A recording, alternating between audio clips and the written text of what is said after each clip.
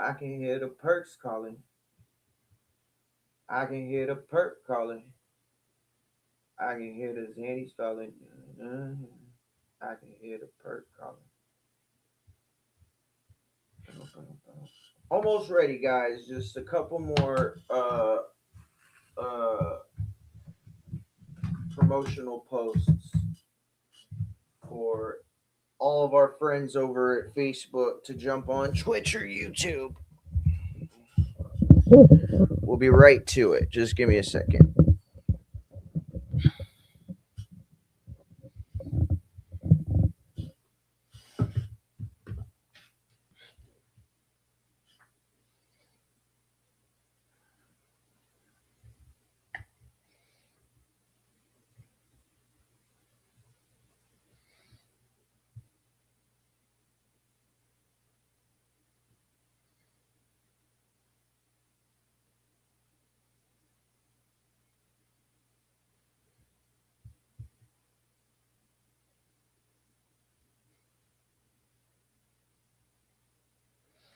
Mm-hmm. Mm-hmm. Mm-hmm. Yeah, I can put on that mental ego.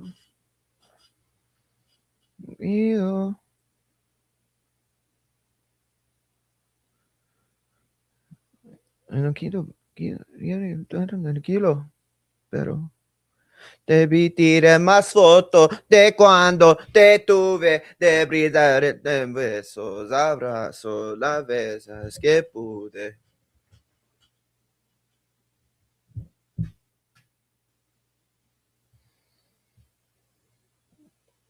No, de mundo, de pude, de besos, de abrazos, de tuve, de pude.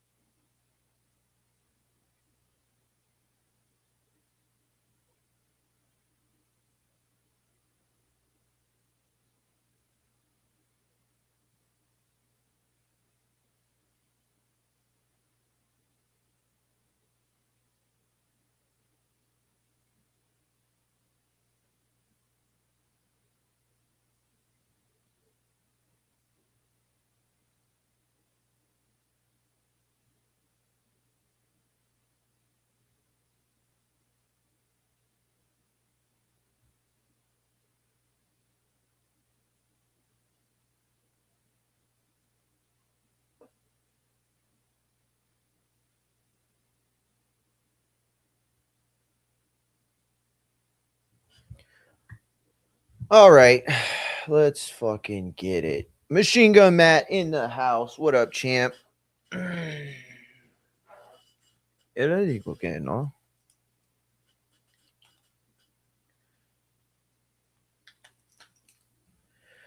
All right, what is going on, everybody? We are live. Got a busy one today. Got a busy one today. First of all, we're gonna do if we have time, Ryan Garcia Tank watch along on all platforms. But I will be off of YouTube in an hour. So make sure you get to X, Twitch, IG, any of those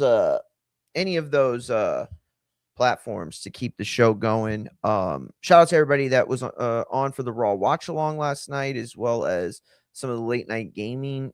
Twitch wasn't working or wasn't streaming for me. We were on TikTok for a little bit. But yeah, I had to cut out a Twitch. I think it was my internet actually.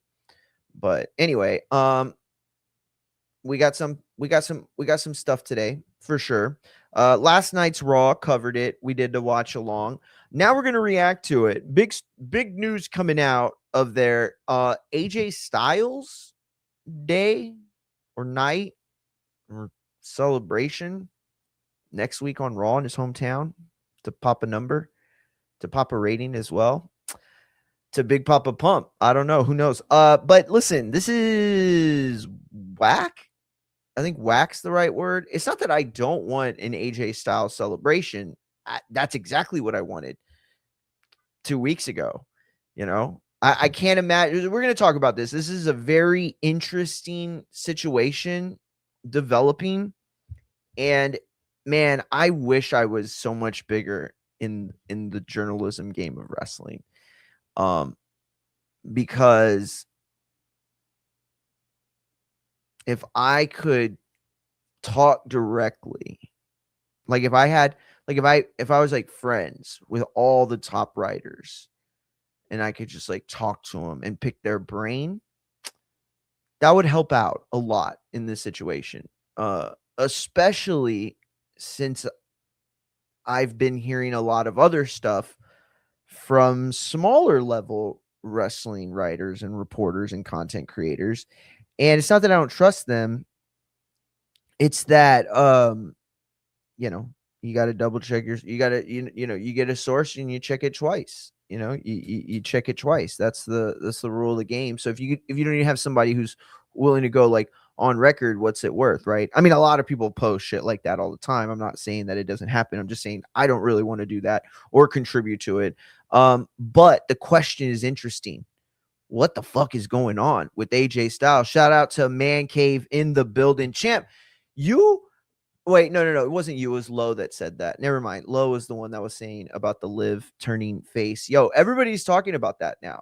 And they're saying Liv is turning face because she cried last night. All I know is that she either better turn face or like she needs to go home for a while. Bro, you can't cry in the car. What are you doing? No. You gotta wait to cry in the car. What are you doing? If you're gonna cry in the car. Like, you did that in front of Monday. And the thing was like everybody heard it in Spanish, right? And I did my best to translate. My Spanish isn't super great. Also, Stephanie has a very unique dialect. It sounds a lot faster in my Tex-Mex ears. For those that don't know, Tex-Mex is like the Ebonics of Spanish. But anyway, yeah, it was a weird night of Raw, dude. It was such a weird night of Raw. Everything that I thought I would have enjoyed about the show, I didn't. And everything I expected to hate about it, I loved. It was weird. It was a weird show. I'll be honest, I don't know where the fuck we are at. Every year when Road to WrestleMania is here, I've been watching long enough to know exactly where we're at, right? Maybe I'll like look over at the GPS every once in a while just to reaffirm that I know where I'm going. I would assume that they're like the GPS is just like going haywire. Like, we don't know where you're at. You've ventured off a road that we don't seem to have mapped. It's not on our satellites.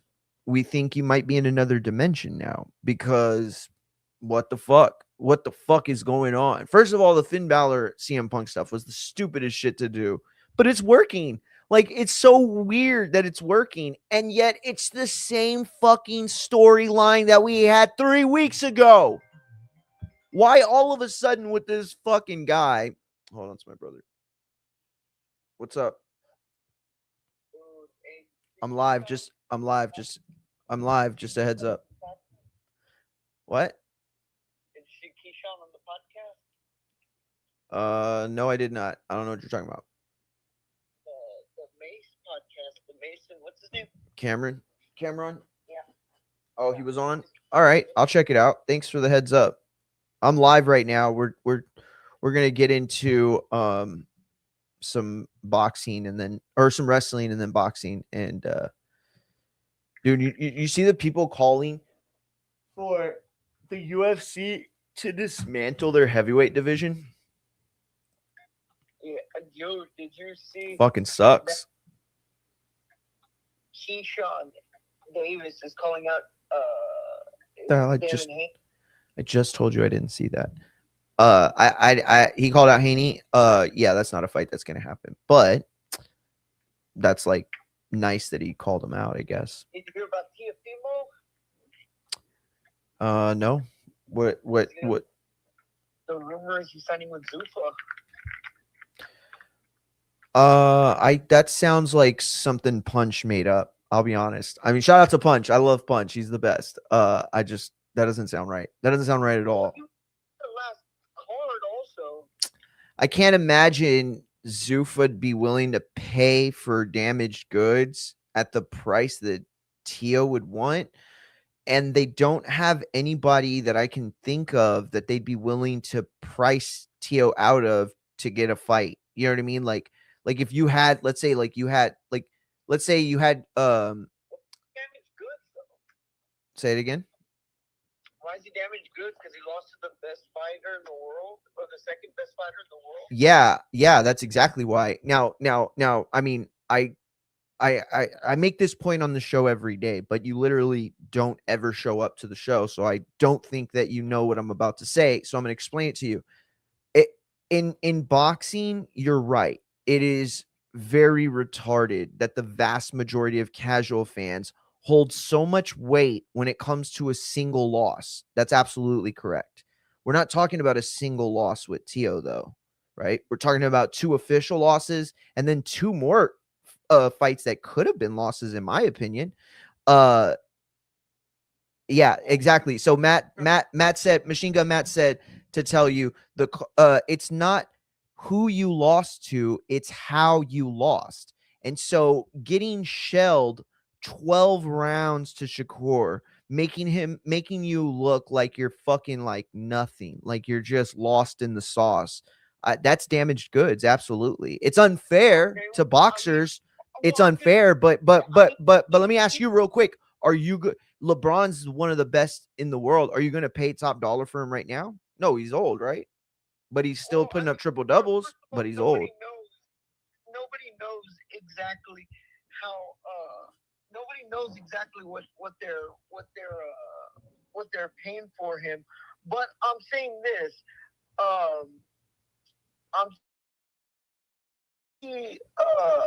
Did Teofimo, he absolutely looked like shit when he lost to Bro, you sound like you're so distracted right now.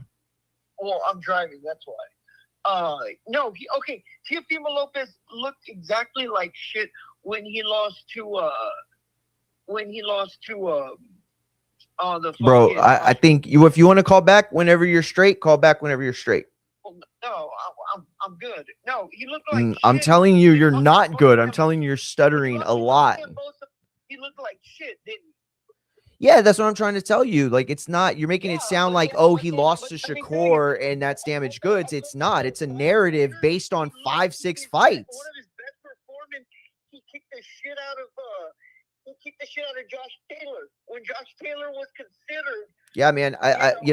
Floyd beat Oscar De La Hoya once upon a time. I don't think that I wanted to see him fight, Verge right now. Like, you know what I mean? I mean, he looked like shit against George Kambosos, but then he came back and fought Josh Taylor and beat the shit out of him. When Josh Taylor was undefeated, when he was the man Matt. at 140, wasn't that his first or second fight at 140, by the way? When he went and dismantled him? Yeah, bro, but you're talking about old shit. All right. It's a game of what have you done lately, right? What we know about boxers is the same thing what we know about running backs in the NFL. And their ability, hold on, and their ability at the top does not last very long. In fact, it seems to be less than it ever has been. It seems like primes don't last as long as they did, or maybe I was just younger and didn't understand truly what primes were. But I can tell you that Tio doesn't feel like a prime fighter anymore, and he certainly feels like he's been exposed at the most elite level, right? Nobody. I'm gonna say, I think that's also like it's kind of a bad thing because I could name quite a bit of fighters who look like shit in one fight and they came back and but we're having a conversation. But we're having a conversation about Tio. So that doesn't accurately describe. Hold on. Yeah, exactly. No. It's not who you're talking about. That's not who you're talking about because you keep saying one fight. One fight. It's not one fight.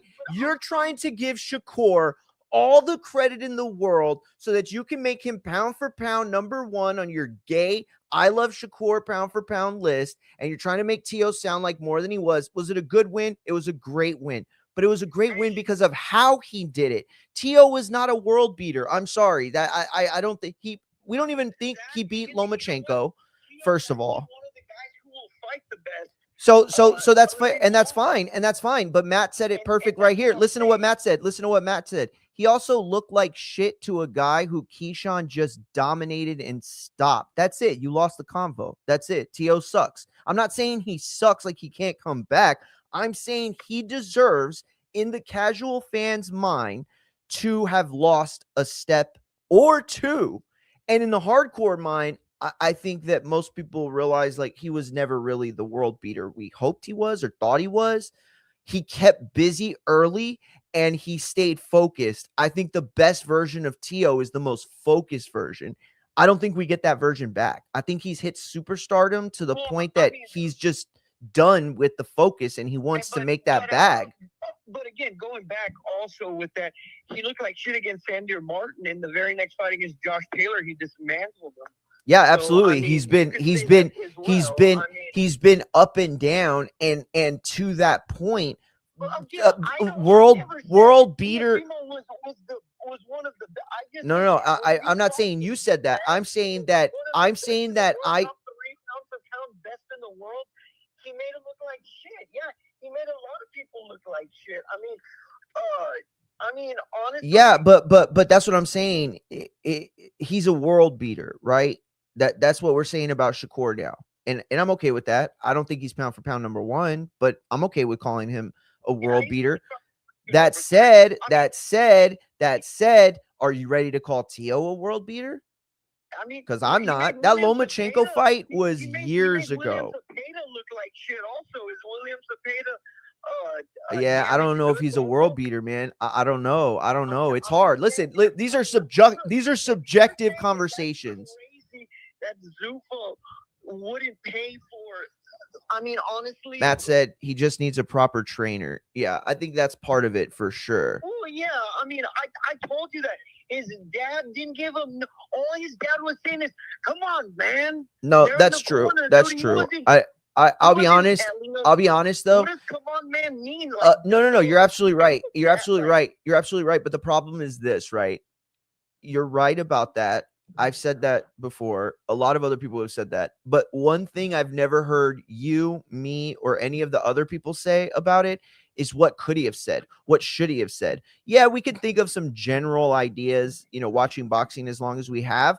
But how the fuck do you beat Shakur? You know what I mean? Like after all these weeks, I've realized that, yes, Tio Sr. is probably a shitty trainer, but he's also not like there's also very few, if any, trainers that could have helped Tio in that situation. He was too flat-footed. He was too slow to the jump. Shakur was dominating when he was first, and Tio was getting countered when he was first. Bro, by the way, By the way, you're a piece of shit because I've literally been holding this phone up the whole time and you could have just clicked the link. Think the jab is better than come on, man. Like, Matt, come on, dude, Matt, like, Matt's a better brother to me than you ever treat me because you make me hold the fucking phone up to the mic like I'm a retard. Yeah. Well, all right. Well, then. Do you want to come on? Send me the number like you normally do, or like you normally never do. Okay, y'all realize now, y'all seen me a million times. Ryan, everybody here knows you already. You're literally, they're texting motherfucking like they know you. They know you're the guy that doesn't come. But I'll send it. I mean, I don't know what a 4-month-old chat log is going to prove about anything. Yeah, I agree. I haven't sent it to you in a while because it was just getting like, it was a waste of my time. You weren't going to come on. Every time you sent it, I called it, except like once. Bro, you're dude, you got to stop lying like that. That's bad for your soul, bro. And I don't, and that's the other thing. I don't know why you lie about it. Like the other day, we were talking about the fights and how you don't watch the undercard anymore, and you've only been watching the main event. And you called me a hater. You called me a hater as if like that's something that I'd hate on. Like I don't give a fuck if you watch the fights, but we watch the fights together. Because I was, you mean, wait. You mean when I was by my fucking self in my own apartment, I was watching what I wanted to watch? Yes. No, I'm talking about when we're going over there because you want us to come watch the fight with you and you don't fucking, you're not even there watching the fight. Hey, by the way, chat, you could go to the live. You could go to the live of each fucking watch along I've done over the last 3-4 months. Go count how many hours you see Ryan in those shots. I'm telling you right now, he keeps talking shit to me like as if I'm just lying. I'm not lying. I'm just giving an observation, and it's weird that he responds like as if I'm a liar. But okay, dude, listen, that's cool. That's not true in the world I live in, and it doesn't matter either in the world I live in. But I'm just telling you that you're not the guy that. If you say something, it doesn't happen. I'm just telling you that. But I will send you the link, though. All right. Sounds good. Later. And that was my retarded brother who constantly lies. Dude, that guy lies so much. He is like, I think, honestly, like, it's not that I don't think he likes Donald Trump because I know he's not, like, those aren't his politics, right? But I think that he secretly like thinks Donald Trump is like a fucking genius. Like honestly, like he's the Donald Trump playbook, right? Like my brother has not watched a full undercard fight on a pay-per-view in probably like a year and a half, maybe a little less, maybe a little more, but at least a year. All of last year, he would get home and then he would just disappear. You know what I'm saying? Shout out to Low Nose Boxing, said Mario hip thrust Munguia Barrios. Oh, that's funny. That's funny. That's funny. You do what Sabella did with better feet. Oh, that's not bad. That's not bad, Matt. I like that. You do what Sabella did with better feet. And Tio had that game, I think. Tio had that game for sure, I think. Anyway, so yeah, let's get to all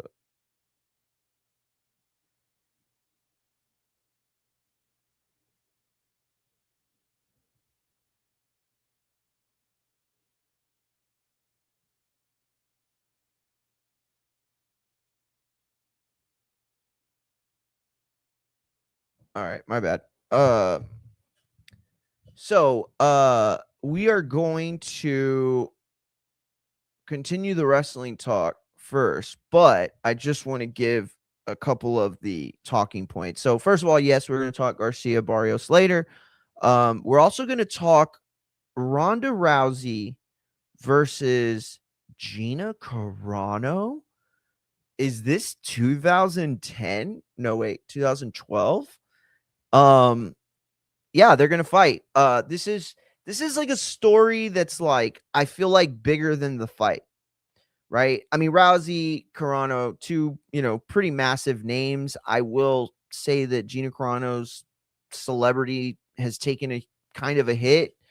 The Disney stuff. What else was it? She say a bunch of stuff about like gay people or trans people, something like that. She's a weirdo, but she went out there and like she tried to do like the actress thing, right? Like she tried to go through the actor route. And I don't know how long it's been since she's actually had a fight. Let me look that up. Matt is crazy. Him and Mex, we were talking about this in the chat earlier today. I did not think Gina Carano could even make 145, but apparently that's where the fight's at. I'm gonna predict you know how people predict like a two round knockout or like a second round knockout. I'm gonna predict a 2-pound over on the weigh in from Gina. 2 pounds. I'm gonna go with that. 2 pounds. I can see a pound. If she's a pound within, dude, I'm gonna give her credit, bro. Like, I don't see her as an athlete no more, right? Like, people will be like, oh, once you're an athlete, you're always an athlete. Yes and no. Like, yeah, if you're an athlete, it's easier for you to, like, as you age, go and get back to the gym and, like, get back in it. You know what I mean? Like, the body starts to pick things up faster once it's already been programmed to do it. But it's like, once you get old, like, to an age, like, I'm not trying to say Gina or, like, Ronda's old because, I'm like their age, so I don't want to call myself old. You know what I mean? That said, they are old for fighters, and it's probably tough for Carano to cut weight. Ronda's been in and out of wrestling, not lately, but since she retired. So I got to give the edge to Rousey. I saw Supermex posted that he thinks Gina Carano gonna knock out Rousey. Now he's probably trolling. I hope he was trolling. I commented on Facebook to him, so hopefully he lets us know that it was a complete joke. Because here's the thing you guys have to understand about this. First of all, let me go through this stuff real quick. These kids today don't know how to cut off a ring, bro. Low nose boxing, and he's absolutely right. Cotto would have given Shakur a tough ass fight because Cotto knew how to cut off the ring while using his jab.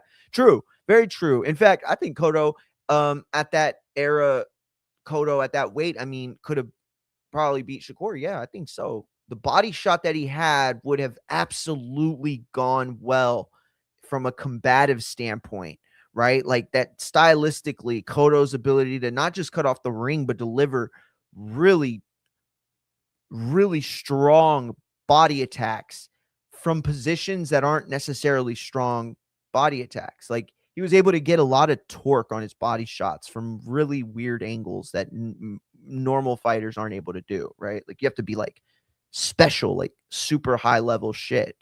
Matt said Ronda in 2 calling it now. Now that sounds more like the Garcia Smart family man that I know, because Supermex is wilding out here. And I'm gonna tell you why he's wilding, right?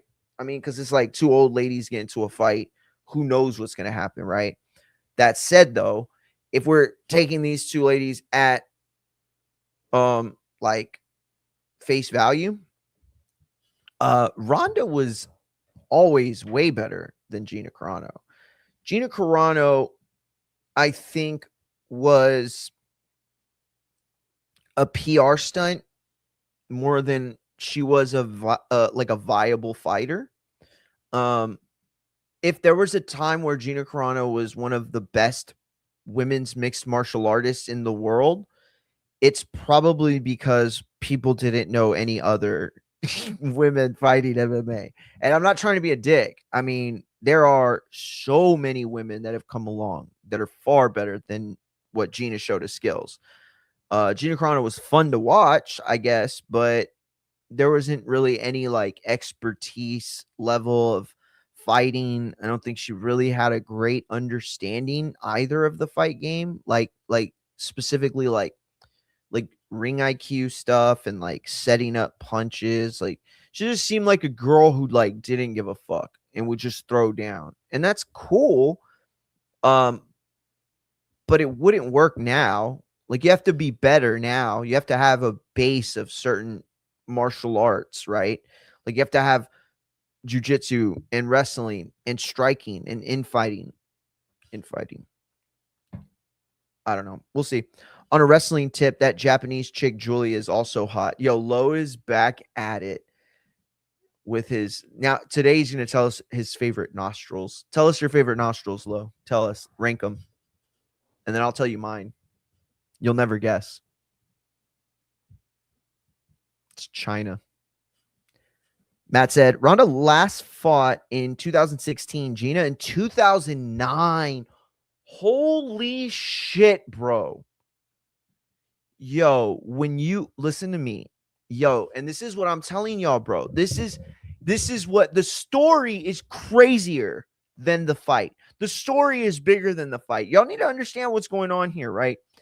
It's not that in the history of MMA that nothing has happened outside of the UFC. That's not true. Strikeforce was a pretty major deal. I feel like WEC was a better company, actually, in a lot of ways. Specifically when they went to the lower weight classes. Like, they really did a great job of building to the next card and the next fighter. And, WEC had like some of the best pound for pound fighters, Ben Henderson, Anthony Pettis, Donald Cerrone, Cub Swanson, Aldo, Uriah Faber, Dominic Cruz. I'm missing a bunch of people. And then there are guys like Houston Alexander that were fucking good, that didn't get a shot really anywhere else except for these other places. You know who aged very well? Velvet Sky. Yeah, Velvet Sky did age very well. Now, if it was both in their peaks, I'd take Gina. Really? That is surprising to me, Matt. That is very surprising. You're saying that if we can go back to both of their primes, you would take Gina. That sounds crazy to me. That sounds like you're just trying to get me to crash out for a clip, and I like it. Let's try it. So no, that's wrong, because Rousey was basically both Michael Jordan and LeBron James in the women's MMA division. Here's the thing. Tell me the lie. Tell me the lie. She was as dominant as both Michael Jordan and LeBron James combined. That's how dominant Ronda was in her prime. Gina didn't really fight anybody, right? I don't even think she fought Miesha Tate, did she? And no, that was a weight class way too far, right? Because Miesha Tate started out at bantamweight. I don't remember, but anyway, the cyborg fight. That's what does it for everybody, I think. You know who? Oh, my bad. I'm not a nostrils guy. I didn't even. I saw low, and then I pushed to put it on the thing. I didn't read it until it got on screen. That was hilarious. I'm gonna start doing that. I'm just gonna start posting Low and Matt comments and not reading them until they go on, so I could get genuine reactions like that. Ronda Rousey also had a set of perfect teeth and a gorgeous smile. Whoa, what is going on right now, dude?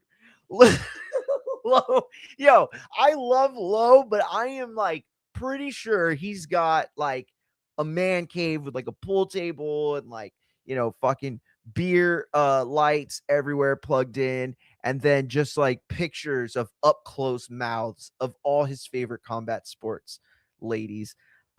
Gina retired because there was no offer from the UFC, no one for her to fight. Yeah, that's true. But I think that kind of speaks to the division, right? Like let me say this. Like, do you think women's boxing was like super good during the Christy Martin era? Like, no, right? Probably not. Christy Martin wasn't bad. I'm not saying she was a bad fighter, not at all. I'm saying she was a really good fighter for that era of women's boxing. Today, there's more money in women's boxing, so that makes it more prevalent. That makes you're going to get better training, better dietitians, better sparring, better everything, right? It's like, what's his name said when he got with Zuffa, right? He was like, oh, they treat us like stars. that fucking kid they signed that used to be with Floyd. That whole thing is like, it's interesting, right? You could argue like when was the NFL better? Like 3 years into its existence or 30 years into its existence? You know what I'm saying? Like, as the sport gets more money, it matures, right? It grows. And so yeah, you're right. Gina was probably more dominant, but I would argue that it was against a much less worthy class of fighters to talk about. I think Misha Tate's like one of the best female fighters that we had in that era, and Ronda treated her like dog trash. Hell no. Michael Jordan, Kobe Bryant.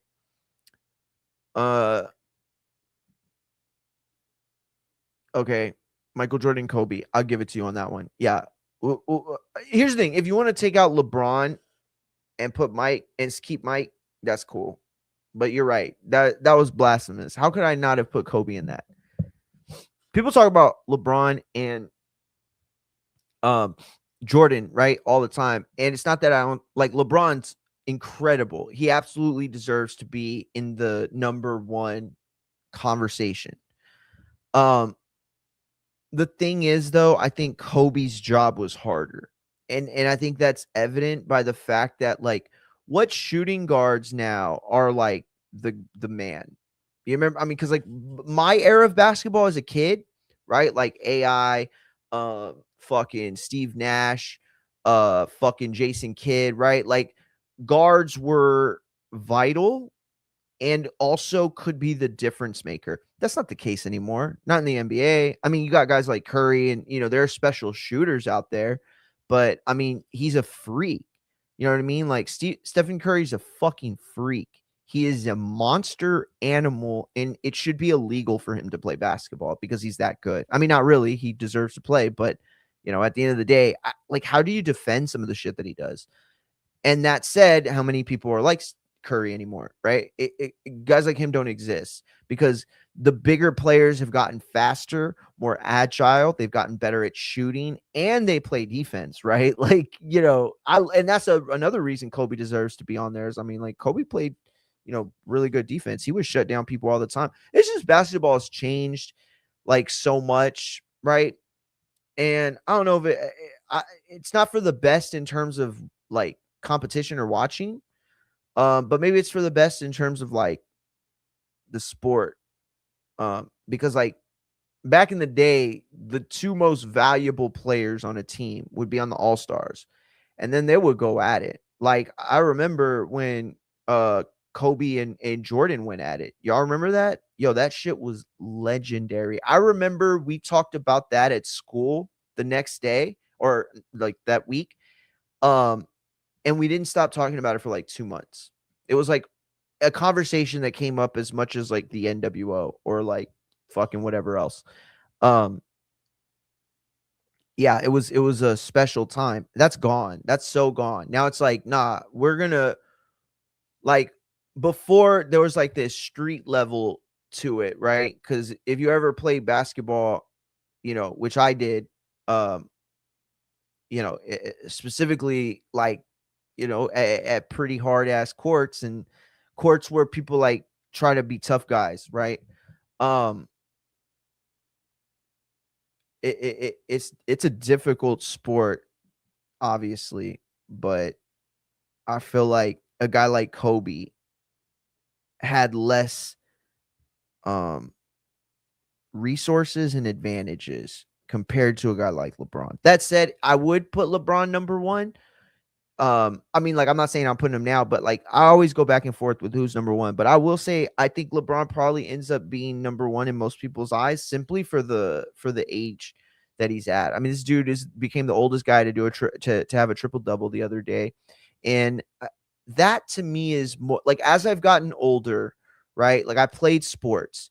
I did boxing. I've done powerlifting. I've done a lot of different things, and what I can tell you is that dedication and hard work is the talent that impresses me the most, because it's the one facet that connects for every sport, right? Like, Like in some sports, you can jump really fast, like high.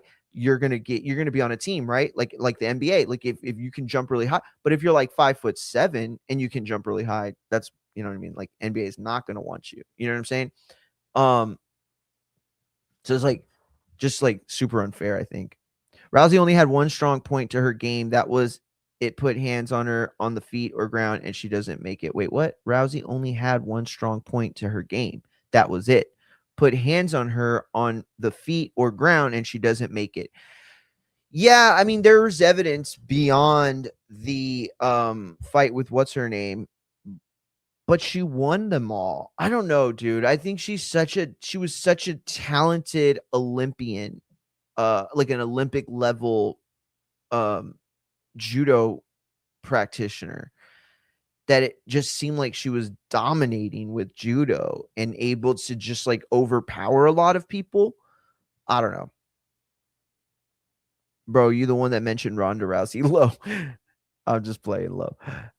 All I know is Mario is Clarissa fumbled that Jake bag. He got Ronda the Gina fight. He could have got Shields the Layla fight. Kobe was harder with Shaq and Paul Gasol. I mean, oh Matt, you're an asshole for making that comment. But PC gaming, no. But I do game on my PS5 and I use my my thing to connect to the PC. So he played, yeah, he did. He played 20 years, man cave. You're right. So look, I think that the story is what Matt just said. He said, all I know is Clarissa fumbled that Jake bag. He got Ronda the Gina fight. He could have got Shields the Layla fight. That is a very good point. And it touches on the bigger point here, right? And the bigger point is that in the world of MMA, Dana White has been king. UFC has been king. And that's not to say that other people haven't come along and done things. They have. But at this point in this era at 2026, that's it, bro. That's it. It don't happen no more outside him, right? And look at the last time somebody tried to make something happen. I don't know if this was the last time for sure, but I do know that this was one of the last times. De La Hoya, you know, Golden Boy. They did their MMA thing. They got Tito Ortiz and what's his name? Fucking goddamn, the Iceman. I can't believe I'm forgetting his name. Chuck Liddell. They got them to come out of the home. You know what I'm saying? They put their canes to the side and then they fought. It was a one and done, right? And then you've seen with Ngannou, that hasn't worked. You know, he signed with the PFL and he didn't even get a fight. And supposedly he's going to get out of that contract, they're saying. And that's another part we're going to talk about with the UFC heavyweight division and where it's at right now. But I feel like this is, I don't want to make it sound like this is bigger than it is, right? Because this is still two old, you know, gals getting in the ring, you know, being given the bag because Netflix loves their one-off shows, right? And Matt made a point this morning. He said this could be a good point. This could be a good opportunity to test the one fight show theory, right? There's a lot of people since back in the HBO days. This isn't anything new. People have stressed like having one fight cards, and actually HBO did have a couple of one fight special off fight cards. They would usually like have a very long intro with constant talking, and then interviews that were already done, like pre-recorded, and then just like go back and forth. And sometimes they'd show like undercard fights, you know, that they didn't show, but they'll show like the highlights of them. Maybe that's what they do with the Ronda, Gina Carano stuff. But at the end of the day, this is Netflix and Jake Paul, honestly, if I have to be honest, showing the world that nothing's over. Like, there is no reason to be like, well, MMA is over and now here comes Zuffa boxing. We're all done. Like, no, that's not the case at all. Okay. There are viable fighters out there. And if I believe that the UFC was in a position to operate in the same manner, I'd pick them. Look, I keep like thinking I'm gonna sneeze. Hold on, I'm gonna grab my drink right quick.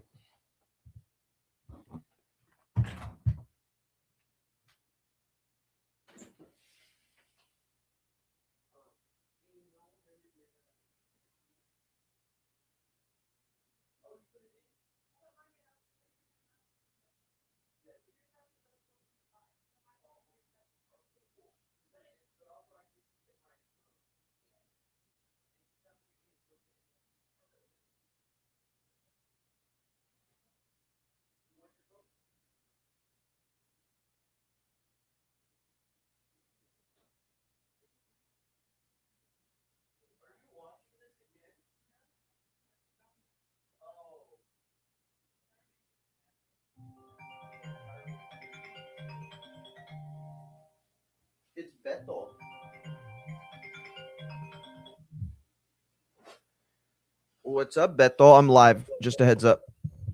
Bro, that girl fucking was throwing Gas? No shit. Oh, dude. So yeah, supposedly she should have been on varsity, but she transferred into Alice this year. Yo, just a heads up. My goddaughter's playing softball. They said that there was a chick. Shut the fuck up. Did y'all just hear that? He said she had 15 strikeouts and got the loss. Yo, how does that happen? Dude, her fucking one of the girls got a hit. She hit a bunt single and they overthrew the first baseman. She led off the inning. Bunt single, overthrew the first baseman. She got the second. Next girl comes up, pass ball. She moves over to the third. Then that girl ends up walking. She strikes the next batter out. The next batter come one out, runners on first and third. Wait, how many innings did she pitch? The whole game. She pitched 7 innings? No, 5 innings. They only played 5. Oh, they only played 5. I was about to say, holy shit.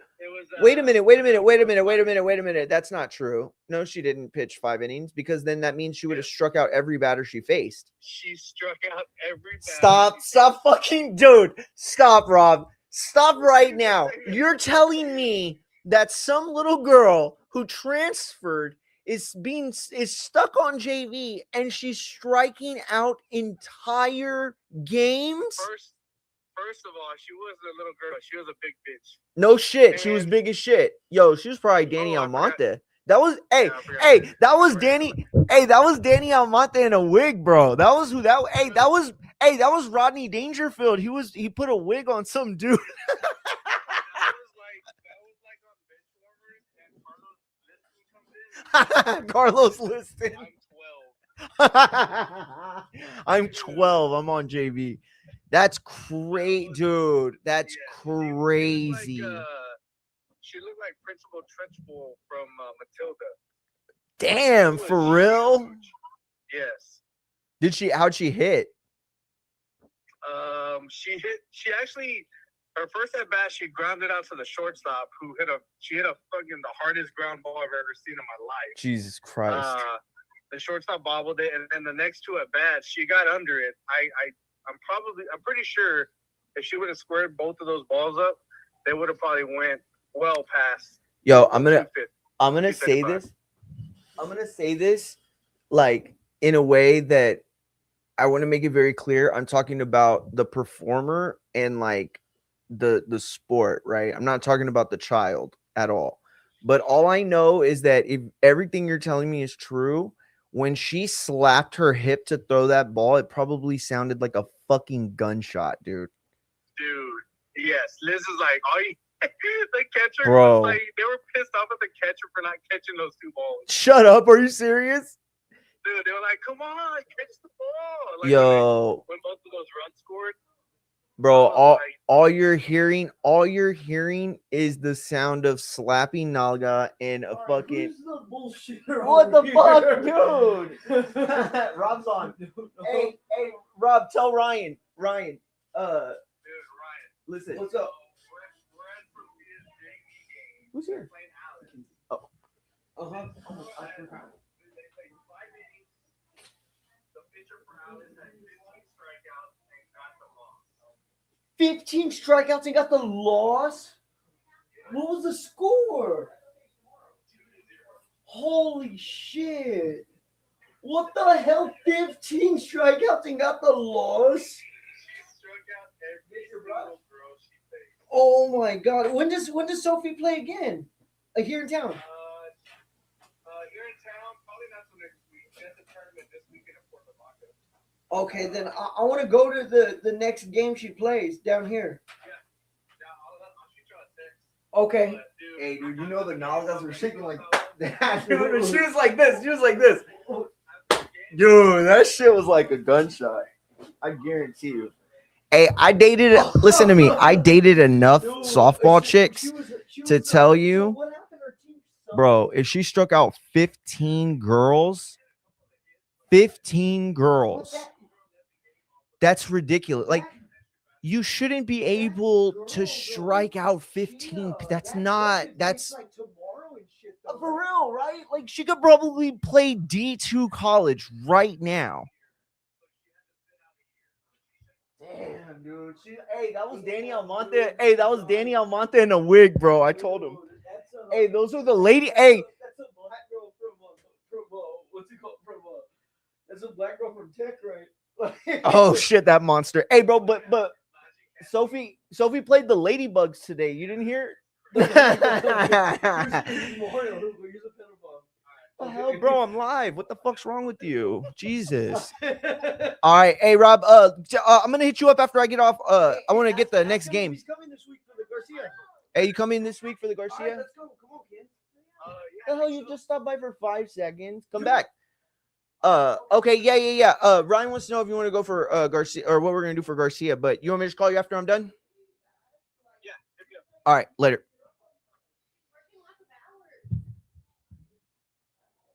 All right, sorry for the little bit of chaos there.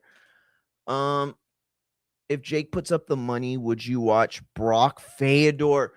Yo, Matt, let me tell you right now, you are fucking up so bad, dude. These thoughts that you have like every day, you should just be turning these into TikToks. Like all you would have to do is write the comment that you have right now over a AI picture of Brock Lesnar and fucking Fedor. Like go to ChatGPT, tell them to make you a basic ass fucking thing. Hit me up if it doesn't work. I know how to get around their little fucking, copyright shit or commercial shit. So this is such a good God. He's so smart, dude. Matt knows the fight fan so well. Like he thinks like the majority of fight fans, not in a way that's like basic, in a way that's like all encompassing. Because, dude, Fedor Brock Lesnar would probably do more than Mike Tyson, Jake Paul. I'm telling you right now, it not in the US. I'm saying worldwide, it would do bigger numbers. It would do bigger numbers. And here's the other thing. Actually, it might do bigger in the US. Brock Lesnar's star is bigger, I think, today than Floyd Mayweather's. Floyd Mayweather was a bigger star in his era, both in terms of monetarily what he made and his drawing power. Low asked for the link to drop. I'm going to hit you. Ronda stabbed Dana White in the back. She really is a biatch. Damn, Alex, that's fucking hard, bro. He said she's really a bitch. Here's the thing, though. Let me ask you this. Is she, though? Is she?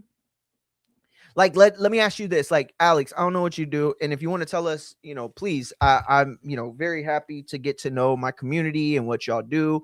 You know what I'm saying? Anybody ever wants to let us know what y'all do for a living? Lo, I'm going to drop that link. Just give me a second.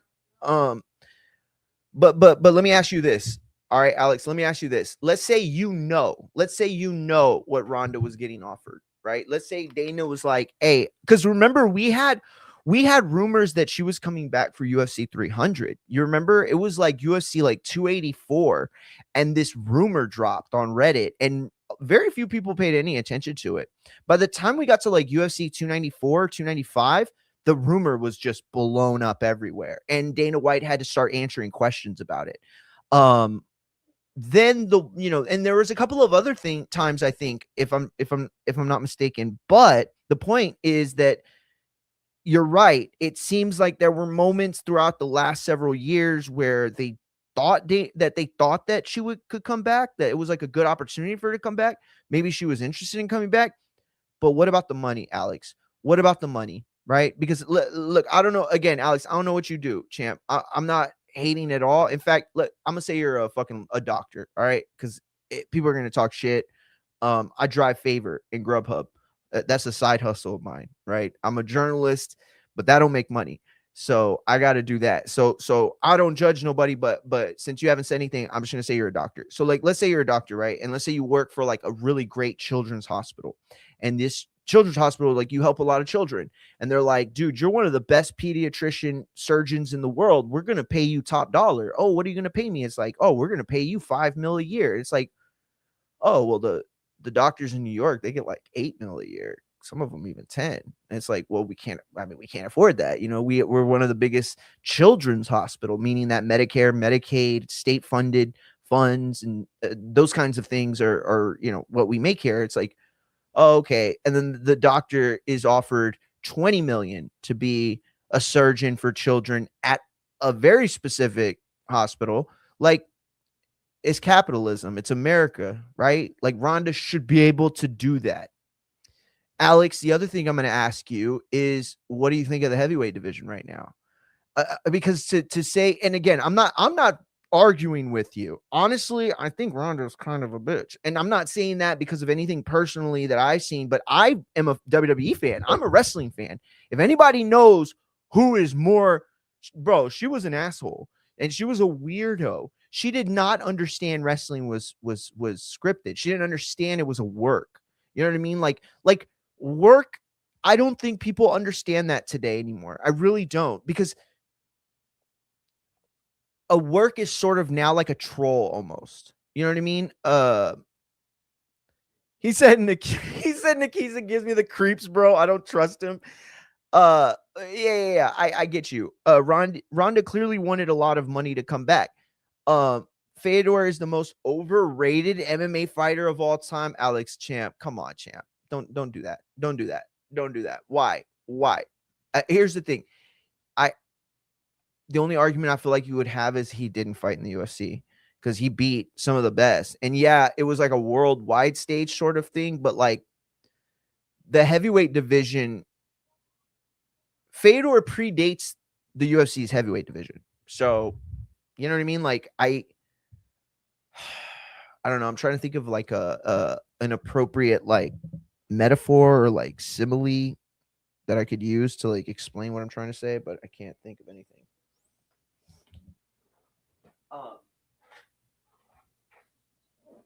So I say it like this again, right? If you're a heavyweight and you're like Ngannou and you're seeing all these other fucking dudes making all this money in boxing and you say, I want to go try that. Is that stabbing in the back?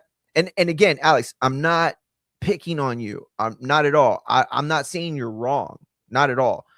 I'm asking you if your opinion stretches other ways too, right? Like, do you keep it same? Is it the same? Like, are you know what I mean? Like, you keep it similar for both sides? Because that's how I feel. It's like, if you're Tom Aspinall right now, bro, you're getting fucked, bro. You are getting fucked. And for what? Because Dana put themselves in a situation where they got to do this fucking White House show.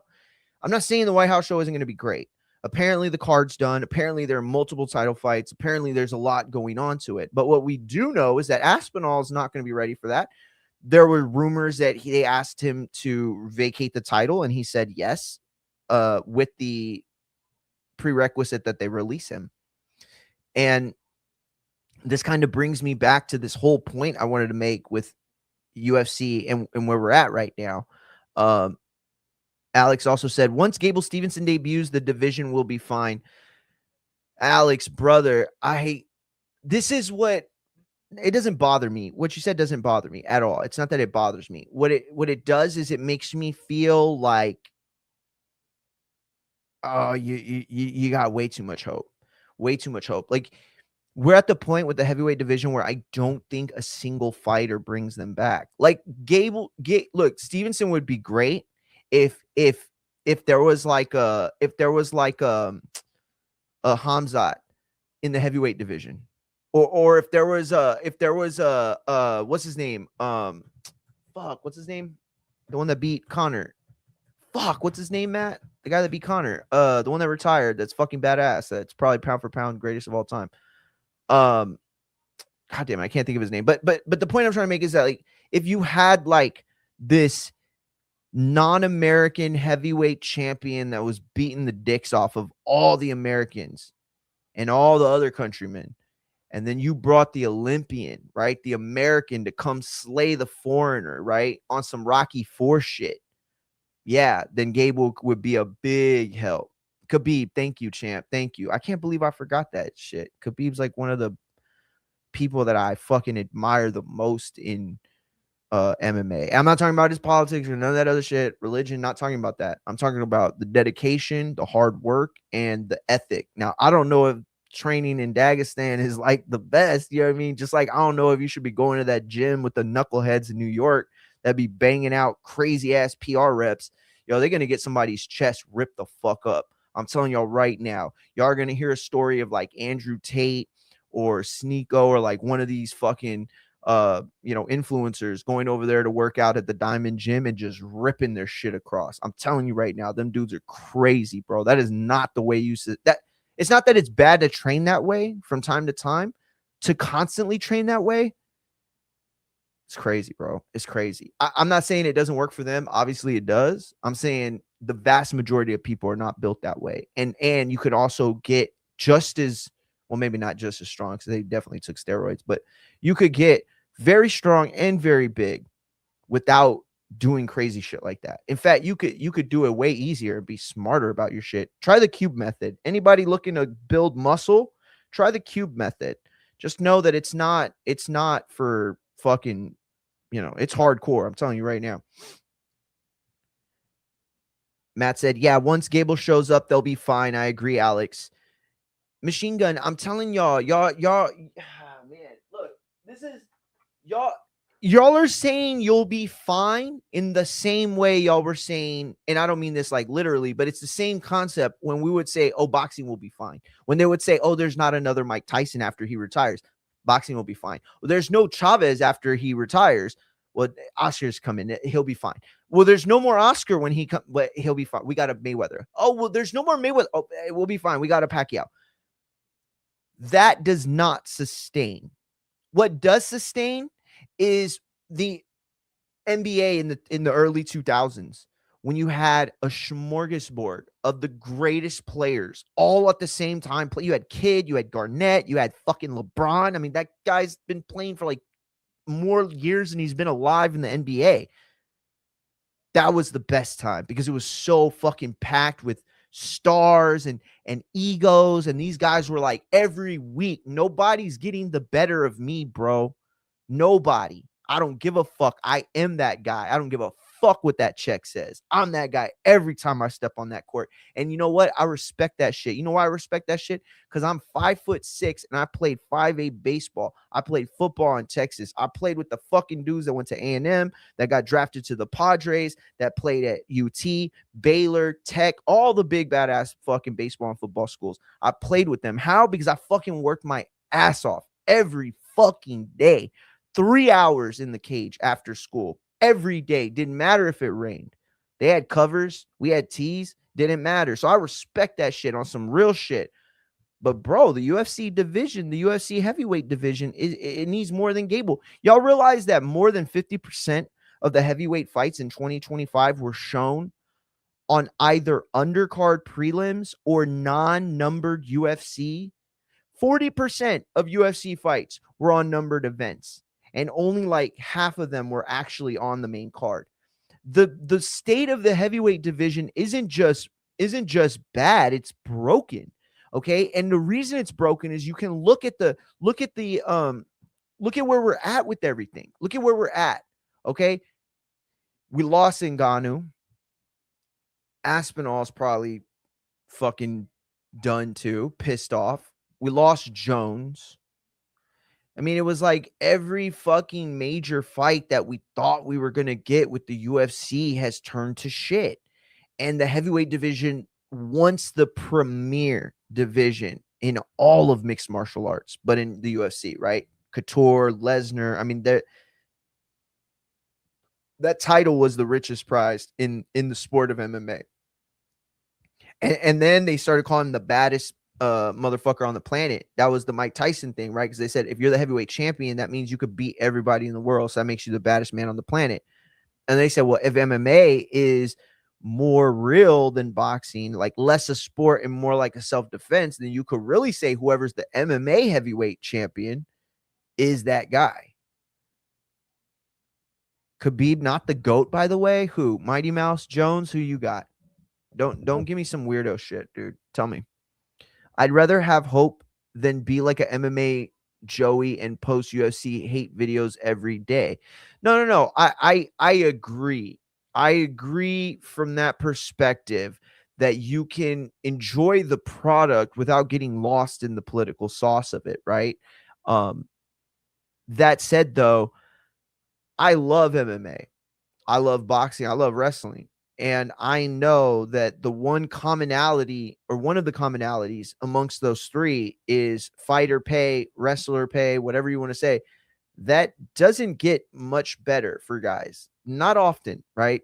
And there's something to, developing as a star and stuff like that. But, you know, I don't know. You look at a guy like Justin Gaethje, everything he's put into the UFC, and, so I don't know. He doesn't seem happy. He doesn't seem like he's gotten what he thought it was worth. So again, it's not about hating on the UFC, but it is about keeping them accountable to making the fighters happy, to leaving them secure, right? Dana lives in a fucking billionaire's house. And that's cool, but how many fighters live in that kind of house? You know what I'm saying? But like, who are the guys taking the shots? Who are the guys waking up at 6 a.m. to make an hour drive to get in some fucking quality sparring? Who are the guys that are going through 2-a-days to get ready for their fight? Or they're going through a 10-week training camp, hoping that they don't leave it all in the gym. All I'm saying is that fighters don't get treated great. It's a business. So there's give and take, right? So there are times where the Ngannous or the Conor McGregors or the John Joneses or the Canelos or the Mayweathers or the Pacquiaos, there's moments where they're going to win. But it's far and few between. And what happens more often is the fighter gets screwed. Mario likes sports entertainment, not wrestling. That's right. Exactly. George St. Pierre is the GOAT. Yo, I fucking dig that, bro. I thought you were going to hit me with some fucking weirdo shit. I like that, bro. I'll take that. Yo, George St. Pierre, like Khabib, changed the game of UFC completely, changed the sport completely. There are eras to MMA, right?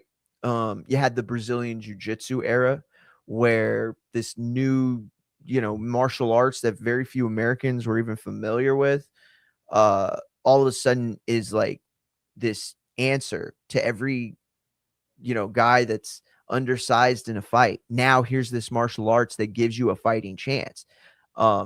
And then, we got into the era of like infighting, Muay Thai stuff. You had to know how to defend the elbows. You had to know how to defend the knees. You had to know how to defend things that American kickboxing has never really, like if you had kickboxing experience, it's not something you really needed. Because Justin can't be the top guy. That's not the UFC's problem. Yeah, no. It definitely isn't the UFC's problem. At the same time, it's like, how much of UFC is a sport and how much of it is entertainment? Same thing with boxing, right? And I would say that I appreciate it when it acts more like a sport and rewards people whose performances are based on that, as opposed to treating it like sports entertainment, where you give guys like Conor McGregor shots that they didn't deserve, or guys like Ryan Garcia, who's fighting this weekend in a title fight that he doesn't deserve. It's not, again, that I'm mad at the companies. It's that there's a clear unfairness that goes down the line, right? And if I'm a worker and I'm doing a quality job, that means getting wins, and I'm not getting X amount of dollars or whatever. Yeah, I'm going to have a problem with that. Not every single UFC fighter or boxer has to drive a Bugatti.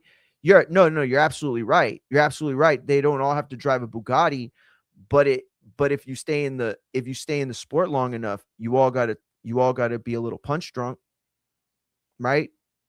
So they could take all the punch drunk, they could take all the fights, they could take all the fucking shots to the brain, but they got to drive a fucking 2010 Toyota Camry. Like, again, it's not about the car you drive, it's about the security.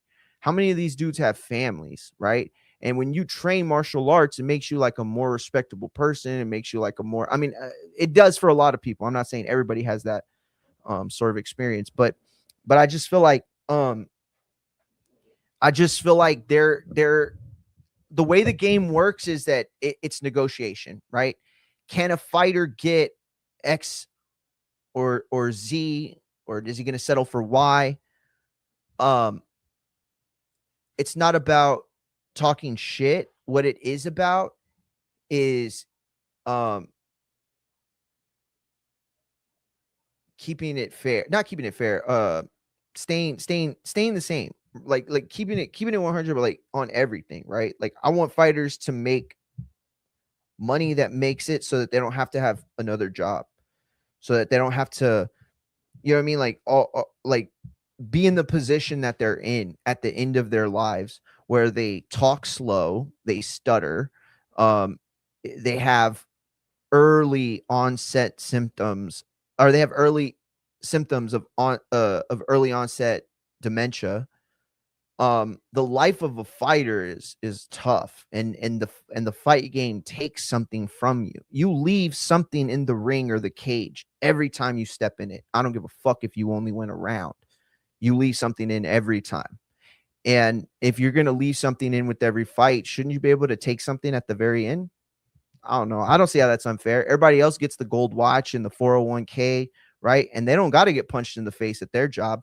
They don't got to go and work 2-a-days and spar the best fighters in the world just to practice. Just to practice. Imagine, like, again, I don't know what Alex does. I don't want to talk about Matt's. I'm gonna use myself, right? Imagine, like, I get a writing job and they're like, oh yeah, you can. Oh, what did he say? UFC is a brand, MMA is the sport. Yeah, absolutely. GSP never missed weight, never tested positive, 2-division champ, and fought the best in the era. Bro, you're so right. You're so right. And again, he was so dominant. Yeah, but you're talking about a sport that doesn't make money as a whole. It does. It does make money.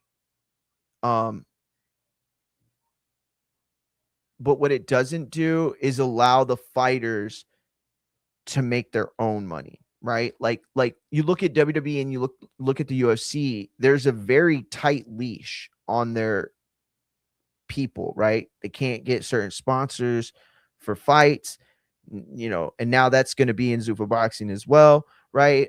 Interviews have to be cleared, not so much for the UFC, but for like WWE guys. Again, it's about corporations and what they do to the workers once they get to a certain level. And we're talking about the fight game. And I'm not talking shit because I know farm work is hard and all that shit, but I'm saying though that this is the fight game, right? They're selling, they're making millions on the gate fee. They're making millions on the pay-per-view, or they were. This is like 300 fucking whatever million, trillion, $billion, whatever the fuck. You know what I'm saying? Like, again, it's not every fighter doesn't have to drive a Bugatti, but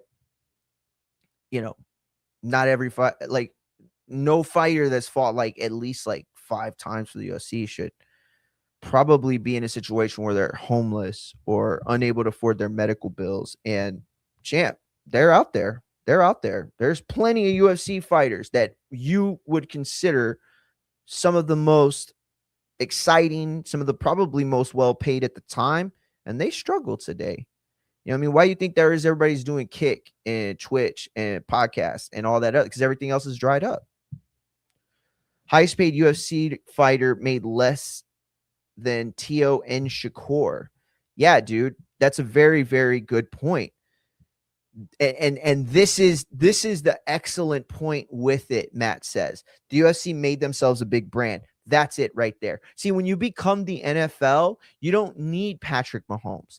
What you need, what exists is the idea that whoever wins the Super Bowl is that guy. They are that team, right? Seattle and the Patriots, they didn't have to be the New York Giants or the Dallas Cowboys, or they didn't have to be from a territory like the Los Angeles Rams, right? They didn't need any of that because the NFL is the brand. And Matt is so right about that. And that's what the UFC wants. And that's what Zuffa boxing wants. They want to be the brand so that it's not, oh, well, who's the world champion? Oh, well, in boxing, oh, let me see. Well, the WBC champion is this guy. And then this guy's the WBO, but this guy holds the IBF and the WBA. And it's like, well, I don't know what the fuck you're saying. I don't know who the champ is, right? And all that shit, you get lost in it. While in the UFC, whoever the champ is the guy. You know what I mean? That's very fortunate. You're very fortunate to get to a place where your brand and your promotion has so much goodwill with the casual fan that you won't even question the fact that Ngannou looks like a fucking monster, and yet he's not in the UFC. Like, what are we talking about with the UFC heavyweight division when we talk about it? Like, are the best, let me ask this question. Are the best MMA heavyweights in the UFC right now? Like, if God could come down and he could show us a list of everybody that fights MMA in 2026, and he could show us all the best heavyweights, a list of 25, 50, whatever. How many of those guys are fighting in right now for the UFC? I don't know. I can't say anymore. I don't know how good John Jones is anymore, specifically as a heavyweight. I don't know what Ngannou's got left. The guy was kind of already old when he, made this play. I don't know. It's just a lot missing from a division that used to be like just one of the best, I think. Jerry Jones proved nothing is bigger than the brand. Hell yeah, you are right. On a lighter note, Dana saying beating up babies was diabolical. Yeah, that was, champ. Hell yeah. I think I have that clip too. The problem is that MMA fans don't want to admit there's more ducking in the UFC than there is in boxing.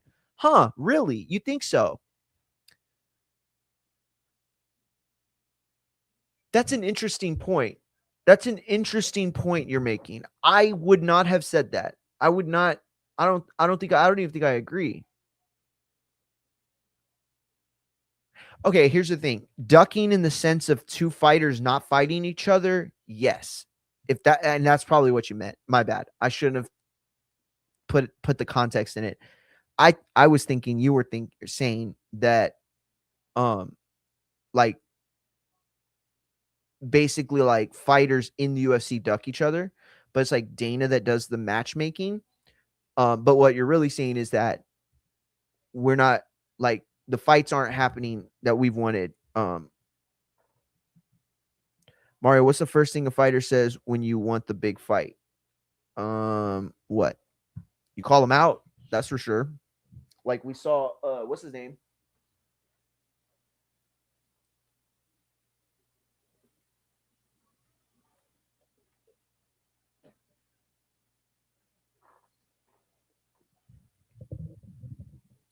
All right. Let's see. Hey, Sway Bills in the house. What's up, champ? Appreciate you tapped in. So let's go real quick to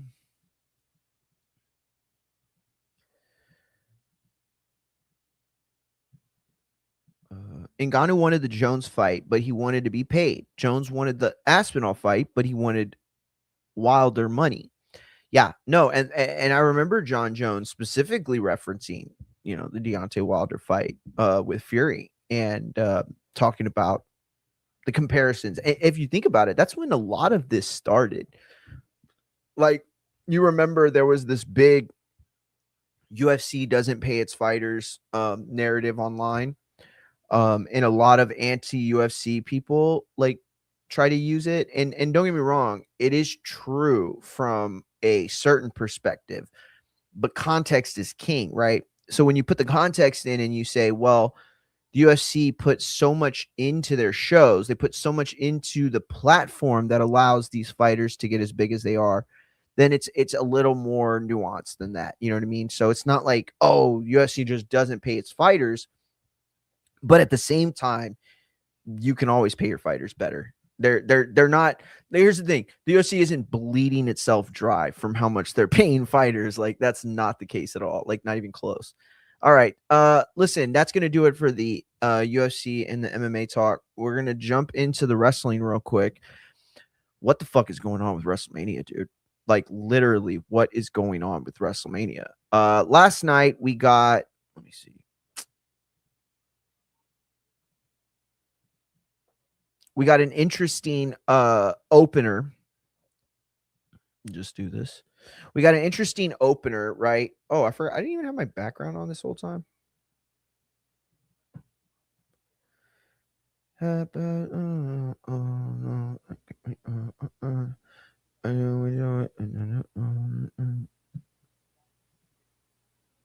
All right. So LA Knight was out first segment. Didn't work. First of all, does anybody realize that Jay and Jimmy Uso came out to open the Raw show in Memphis, and then they got interrupted, and then they went into a 6-man tag?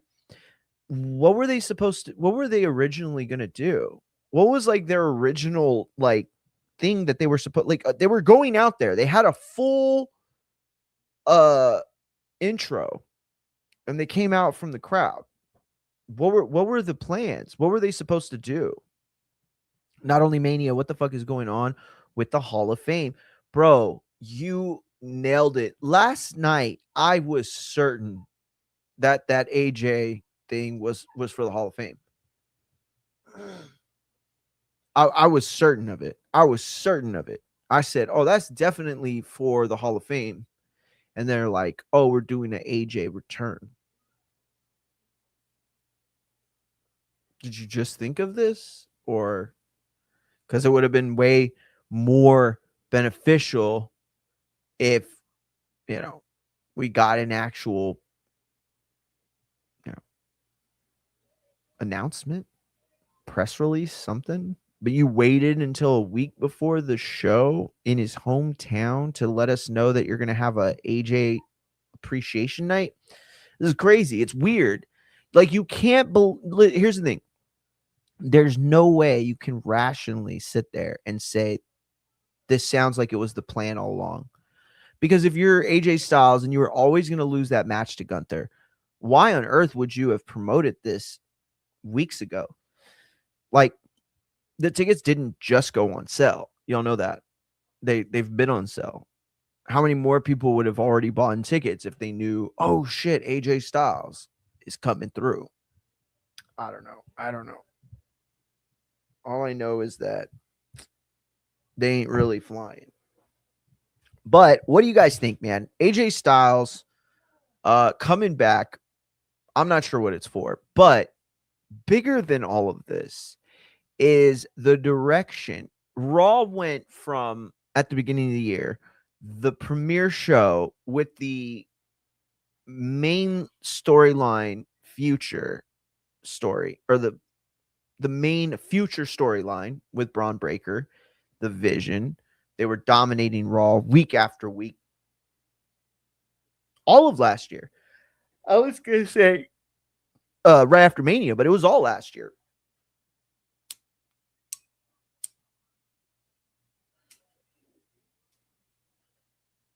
Now, we got another hooded figure come out and land a curb stomp.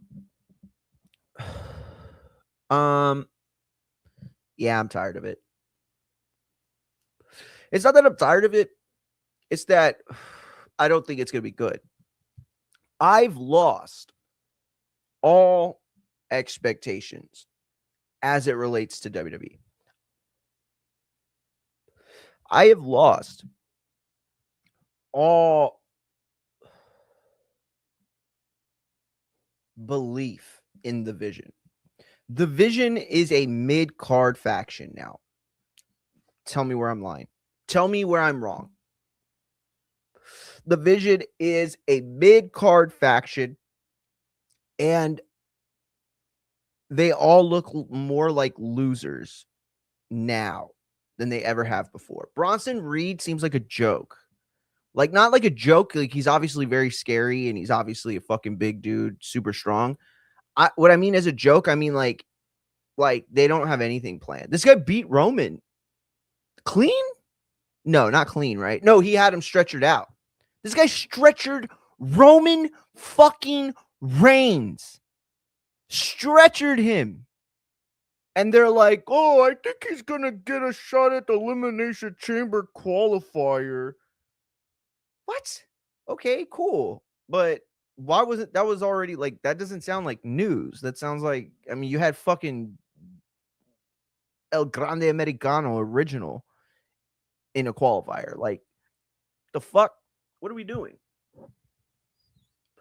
That said, Jey Uso has the worst stamina I've ever seen in a wrestler. That's hilarious. Dude, he was huffing and puffing. Yo, you saw he responded to the Observer Wrestler Awards because they gave him like the shittiest or most overrated.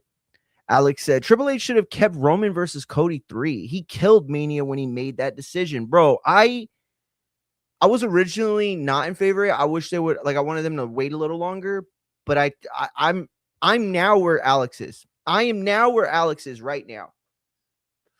I would much rather have seen Cody and Roman 3 and know that that was the route we were going to go. And you could still utilize Jacob Fatu, by the way, and probably Drew somehow. He's good enough that you could do it. But we went from that to Roman Punk is great, but it's not the narrative.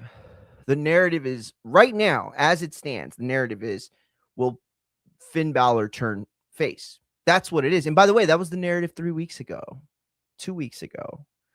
This is what I hate right now about WWE. There's so much good on TV every fucking week. Lyra Valkyrie is one of the best women's wrestlers on the planet, young women's wrestlers on the planet right now. I said it, and I won't take it back. Now, I think it was the right call to do Punk Roman. Yeah, initially I felt the same way. I did. And here's the thing. I probably would still feel that way if they weren't doing Punk Balor. Like, why Punk feels like he has to do the favor in a match that does nothing to hype up Mania. It's like, why are we even watching Elimination Chamber for that match if you know that it's a foregone conclusion that he's going to win? So, I don't know. It feels like everybody's just trying to like lift everybody up. And it's like kumbaya, like lame. You know, this is wrestling. Like, y'all are acting like y'all are fucking brothers in the back having sex with each other. And the truth is, you're in competition. You should be fucking going into business for yourselves. Like, fucking flip off fucking like Pierce in front of his face and on camera. They can't do anything. They're live. I don't know. I just want a Brian Pillman so bad to just come out and fucking like look at Michael Cole, or not Michael Cole, look at like fucking Pierce and be like, all right, Booker, man, like some just like kayfabe shit. I don't know. All I know is the beginning of Raw felt like it was for kids, right? You had Logan flexing about selling a $16 million Pokemon card, like as if that's like talent. Like, you had that money, champ. I don't know. I've never really collected Pokemon. Maybe like he had like an insight that could have been wrong. But I'm pretty sure he just bought a really expensive card and waited for it to get even more expensive with time and scarcity. That's not, yet it doesn't make you a business genius, champ. I'm sorry. It just doesn't. In fact, I'd argue that it looked cooler around your neck when you walk to the ring for a boxing fight or a wrestling match anyway. Maybe not. But it was just like lame to be like, I made $16 million. Like, okay, cool. Awesome. What do you want me to do? That's like ridiculous money. Like, good luck spending it. Oh, I'm just kidding. You could definitely spend that, right? Oh, goddamn. Alex said, I bet if they did Roman versus Cody 3, it would make more buzz. Brock versus either Oba or Gunther is the only hope. Yo, all right. And now, and see, this is, Alex just put me in a bad mood because he gave me something good. Brock and Oba would be so awesome. But we're not getting that. You know why we're not getting that? Because we're going to get instead Rusev versus Oba Femi. That's what's going to happen. That's what they're going to do. They're going to do that. Oba Femi last night, they gave him the contract, and Pierce is like, that's a way better offer than you're getting for SmackDown. And it's like, do we want to make that kind of stuff storyline? I don't think you do. I don't think you want us to start counting pockets. That never helps. You know what I mean? Never helps. I mean, look at the conversation we just had about the UFC. When fans start counting pockets, And you put it in the kayfabe, like, bro, there's no getting away from it after that. And you know, here's the thing. Alex is also probably right here too, because he said Roman versus Cody 3 would have more buzz. This is the reason why I would believe that that's probably true, because I don't think they would have done Finn Cody or Finn Roman or any of those two guys and anyone else, right? It would be the Cody Roman show all the way to Mania, just like it should be. And none of this like sidestep bullshit that literally means nothing, right? Like, I would imagine Finn Balor wins and Roman on Monday says, you know what? Never mind. I was gonna challenge Punk. Now I'm good, dude. I'm good. You know what? I think I'm gonna go for the tag I'll use the Royal Rumble win, and he goes after the speed belt. But yeah, I would say it probably would have been bigger, only because they wouldn't have fucked it up by now. They're not doing Oba versus Rusev at Mania. Okay, well, they're not going to do it at Chamber. And we have seen constantly the tease for a feud that won't start for weeks. So if it's not on Mania, then it's because they're not wrestling until after Mania. But if Obafemi is on the WrestleMania card, Alex, mark my words, he will be wrestling Rusev. And I doubt that match makes it to Mania. You're right about that. But all I'm saying is, if he's on that card, my guess is he's not. And it's not that he should be. He should be on that card. But here's why I don't think he's going to be on the card. Because Trick Williams should have been last night in Memphis, and he fucking wasn't. You know, Trick Williams has been wrestling on Raw and SmackDown. And here's the thing. Trick Williams has a catchphrase that has become like one of the next big catchphrases, you know. It's not on the level of Yeet, right? But it's or like the Yes movement, but it's substantial for the little time he has spent on the roster. We can argue that the whoop that trick has become a thing, and it is a thing, and it is working. Why they didn't bring this guy to fucking Memphis, where the whoop that trick reference originated, in a little movie that I like to say should have won the Oscar, in Hustle and Flow. No, it shouldn't have won the Oscar, but Terrence Howard should have been nominated because he is like a nerd. Like, he's a nerdy guy, but like, he played someone who, like, I think would murder me and then like violate my skull through the ear. You know, like, he just had that crazy look to him.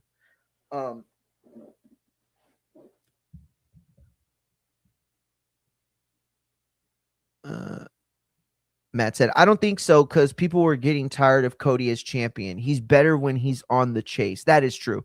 The bigger money would have been Roman fought too. Yo, and I'm telling you, bro, I just don't get it sometimes. Like, the WWE every year, they get their own like consumer research group at the Royal Rumble, right? And the Royal Rumble is a live, real-time reaction, and like, the fans are telling you straight up what they want. It doesn't get any simpler than the Royal Rumble.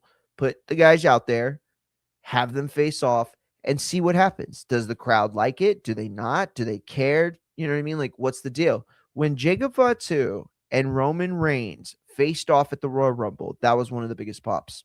That was one of the biggest pops of the night. It wasn't hard on a night where fucking Powerhouse Hobbs gets a name change in 2 seconds at number 14. Like, it almost felt like they wanted to bury Hobbs. Like, 14? Who comes out at 14? Like, that's not a special number. 3, 2, 30, even 29. 14 is where losers come out in the Royal Rumble. LA is a popular jobber. Damn, low went for the throat. Yo, I liked his merch though. He said unchosen. And I really think now more than ever that Matt and the rest of the guys are right, that Unreal is just basically like the way for them to do storylines now, because like Triple H just would never play into the idea that he's not booking well, right? And that's what the LA Knight character is. It's like, hey, these guys really want to see you win and be champion, and we're going to continue to not do that. But here's the thing. Let's say they would have given LA Knight the heavyweight title by now, like a year ago. I probably would assume by now, like the fans would have moved on, and then so would the WWE. You know, they only ever give that can't be broken type push to guys like Roman, guys like The Rock. You know what I mean? Guys that are like Vince guys, so to say. Like these are the guys that can continue to fuck up every week and still get a push, right? And you saw it with like Jey Uso last year in the situation that he was in. Alex said the only reason to hold off Roman versus Cody is to wait until the final boss is available. That's the only justifiable reason to hold off for now. I agree with that fully. I also think that time makes fights bigger with wrestling in a way that is the opposite for boxing. You know, like Canelo Triple G3 was like really shitty for most people, despite the fact that Canelo really hadn't done much since then either. It's not like he was like fucking beating pound for pound fighters. And yet everybody was down on it. Obviously, it was because Triple G didn't look the same in his last fight. Was it Derevchenko? I don't remember, but that lost its luster. I feel like every month that Cody and Roman circle the waters on each other is just goodwill into that promotion. No, Alex, look at last year when he got involved and left Cena dry. We can't wait hand and feet on The Rock anymore. Very true, Matt. I do agree about that. Absolutely correct, Mario. Just like Hogan and Warrior facing off. Yes, exactly.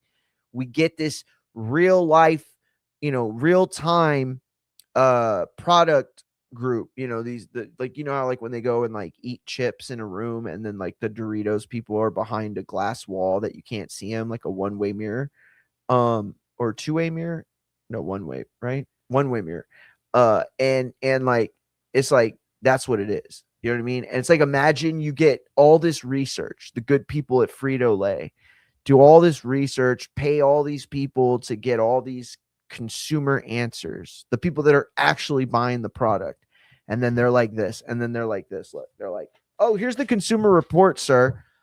Oh, wow. Man, this is very different than what we were going to do. I don't give a fuck. Who gives a shit? That's what they do with that. That's how that works, just so you know.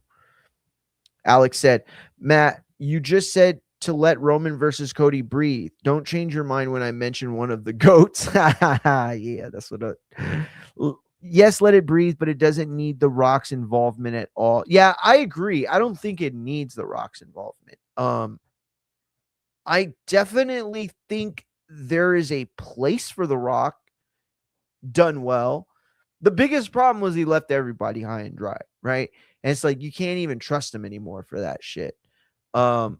But there's no question he makes things more interesting. He is like the combination of Vince and Stone Cold, right? Like the final boss is a very unique character to Triple H, to Vince McMahon, to Adam Pearce, to John Laurinaitis, to fucking Teddy Long. Every single authority role falls short to that guy, dude. All right. Because The Rock is both, right? Like sitting on the TKO board, he is as much Vince McMahon as Vince McMahon ever was. And yet wanting to like do crazy things like turn Cody heel and like, fucking slap people and fucking do crazy shit with Travis Scott. Like all of that is like stone cold. It's like against the grain type shit, I guess. Matt said The Rock cannot fully commit, and if he does come back, he owes Cody Rhodes a match one-on-one. Matt, I agree, but I don't think you went further. I also think Rock owes us the match with Cody. And not like to say that wrestlers ever owe anything to the fans, but I mean storyline wise. Like we were gearing up post Mania. Like think about that stuff for a second. Like just imagine like running back a Loki style version of the events that we saw. And like you're going to see some really problematic stuff when you really go back and you look at what WWE did and how The Rock tried to justify leaving. Like, bro, you showed up randomly one night and just beat the shit out of Cody. For what? I don't know. Then you just show up another random night, and now we know Ari Emanuel was, heavily involved in making that happen. But you show up one random night asking for Cody's soul. Like, what the fuck are we talking about? Like, it was crazy. What a wild ride last year was, man. And that's what I'm saying. Like, last year, WrestleMania felt like a WrestleMania. It was like, dude, what the fuck is going to happen? And it shit the bed so hard. This year doesn't feel very much like WrestleMania. I wonder if that means it's going to be like really epic. Probably not, but who knows? I disagree. Cody owes The Rock a heel turn for stealing the WrestleMania 40.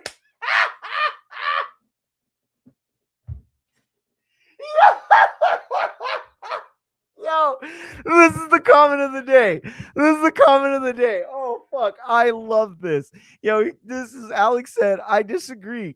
This is a response, by the way, to Matt saying The Rock cannot fully commit. And if he does not come back, he owes Cody Rhodes a match one-on-one. This is Alex's response, which is just a fucking goated response. I disagree. Cody owes The Rock a heel turn for stealing the WrestleMania 40 match. Yo, I really hope everybody's tapped in with wrestling enough to get why that's fucking hilarious, but I'll just give some context, I guess. The Rock came back to try to wrestle Roman with zero storyline after Cody won the Rumble and was like trying to finish his story. And Alex is suggesting that Cody ruined that. Yo.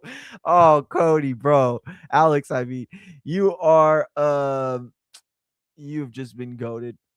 How he took the pin to The Rock the same how he took the pin to The Rock the same Mania. Yeah, no shit, right? The Rock pinned the guy who became the world champion. Think about that. It's like high and dry. Then he left and never came back. Alex, I want Roman versus Rock. That's the dream match. The biggest match of all time. That needs to happen.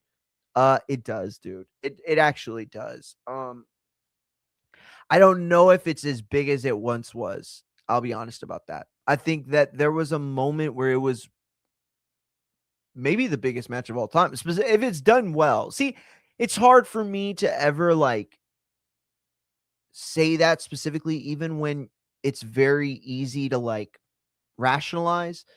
But it's only because I am very aware of how much promotion and promoters like factor into a pay-per-view pop, or I mean a pay-per-view number, like a buy rate or what the venue number is. So like you could have CM Punk and Roman for this year's Mania, but if you don't tell a good story, it's not as big as it could be, And according to Michael Cole, perhaps it's one of the biggest of all time. Yo, if he's going to say that every week, like, I mean, Jesus, you have to ask yourself sometimes, like, who the fuck works at these companies? Like, they've hired all these, like, like people with, like, degrees from, like, badass fucking literary art, or it's done. Thank you. Like all these liberal art degree motherfuckers. They're writing shit. They're Hollywood script structure bullshit. It's like, dude, do you not know this sport enough to understand? I mean, I swear to God, I know that this sounds like I'm beating a dead horse, and literally nobody commented about this, so I know y'all don't give a fuck. But I'm just gonna bitch about it one more time. How do you not bring Trick Williams to fucking Memphis, the place where that whoop that trick line was made famous by Terrence Howard playing a disgusting pimp rapper and Ludacris using his real teeth in the movie. All of that was not, it wasn't good, because it tells me that there are people right now making a shit ton of money to write and to be creatives for the WWE, making a shit ton of money that aren't tapped in enough to the culture. Not I mean like the zeitgeist, like pop culture. I mean, not tapped into pop culture enough to understand the magnitude of that moment. I mean, if he comes out, Trick Williams is instantly like leveled up a superstar on like the superstar rating. Like his superstar, it levels up like one whole fucking letter grade from just that Raw appearance last night. Because first of all, the Memphis crowd was kind of shit, but they loved chanting themselves some whoop that trick. Don't forget to add The Rock was going to come back and beat Roman for the belt and then drop the belt and never return. Yo, that would have been nasty work, bro. And that, that's another reason John Cena is the GOAT, bro.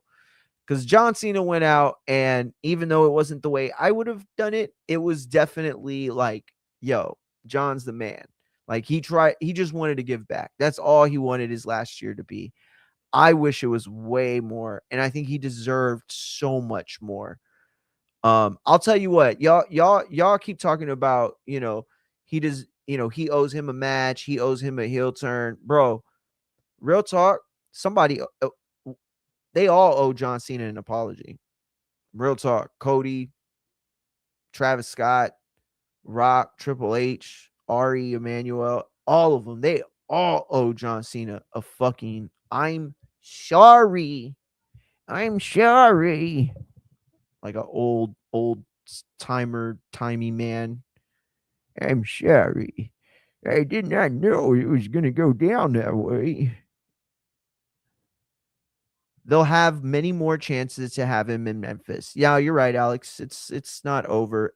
But again, that it makes me, again, the fear isn't that they miss their opportunity. The fear is that there is nobody in that writer's room that has ever seen a black movie, or has ever seen like a surfer movie, or like a pothead movie, or like a slasher film, or like heard a rap album or a rock album or a country album, or knows Garth Brooks or Travis Scott or fucking the Eagles. Like it's that like you can connect to the crowd, but if you're like this elitist, like ultra educated guy that like, buys watches that he thinks girls will fuck him in, that's those kind of guys, I don't know, whatever. And when I say drop the belt, I mean was going to vacate the title. No, I didn't hear that part of it. Matt, you just made that part of it up. I think he was not going to vacate. There was no way that he was going to just like completely break the continuity of the world title. I don't believe it. All right. Another thing we're gonna go through here real quick. I hate doing this thing. All right. So I don't know what is going on, guys. I really don't. El Grande Americano, Chad Gable, by the way, he looks all sorts of jacked these days, dude. Like, what the fuck, bro? Come on. Look, I don't know. I don't want to say it. I don't want to say it because I've taken steroids, so I have an opinion on them that I think most people don't or wouldn't understand. Um, so it would sound like I'm dissing him, but I mean it as a compliment, right? Because like you have to understand, like, if you're gonna take steroids, you have to like educate yourself on steroids, right?